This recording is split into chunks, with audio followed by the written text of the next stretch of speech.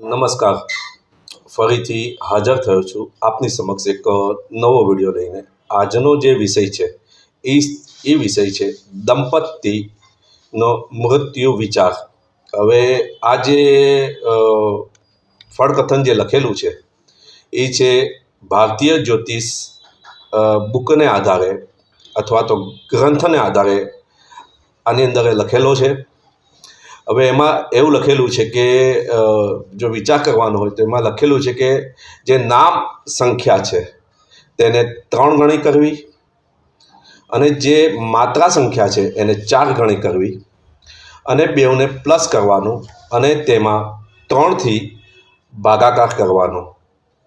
જો આ જે ભાગાકાર કરતાં જો 0 અથવા તો 1 શેષ રહે તો સમજવાનું કે પુરુષનું જે મૃત્યુ છે એ પહેલું થાય અને જો 2 રહે તો સમજવાનું કે સ્ત્રીનું મૃત્યુ પહેલું થાય।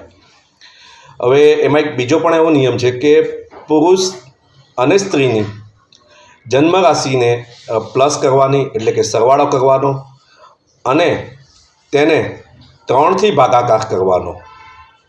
જો 0 અથવા 1 શેષ રહે તો પહેલાં પુરુષનું મૃત્યુ સમજવાનું અને જો 2 શેષ રહે તો પહેલાં સ્ત્રીનું મરણ સમજવાનું।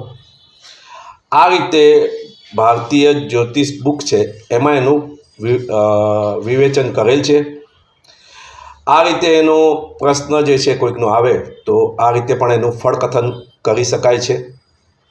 જો આપને મારા વિડીયો ગમ્યો હોય તો લાઈક અને શેર કરજો। ધન્યવાદ। હર હર મહાદેવ।